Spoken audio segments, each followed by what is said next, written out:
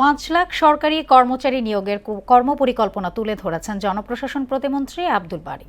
আইনমন্ত্রী আসাদুজ্জামান জানিয়েছেন ২০২৫ সালের ৩১ ডিসেম্বর পর্যন্ত অধস্তন আদালতে ৪০,৪১,৯২৪টি মামলা বিচারাধীন।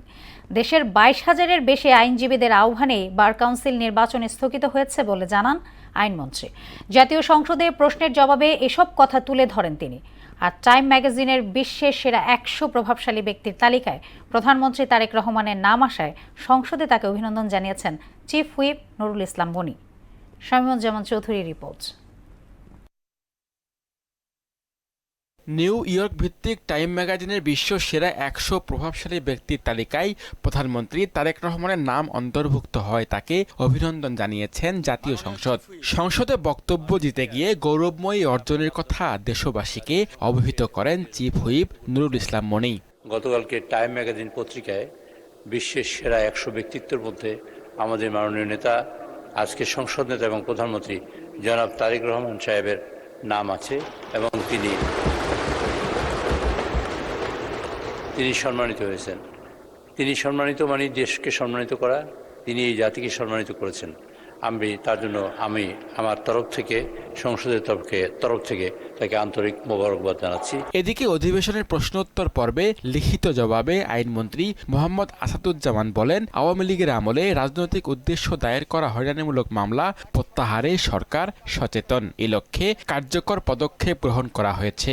অধস্তন আদালতে ২০২৫ সালের ৩১ ডিসেম্বর পর্যন্ত ৪০,৪১,৯২৪টি মামলা বিচারাধীন বলেও জানান তিনি। বার কাউন্সিল একটি স্বায়ত্তশাসিত প্রতিষ্ঠান, আপনি জানেন।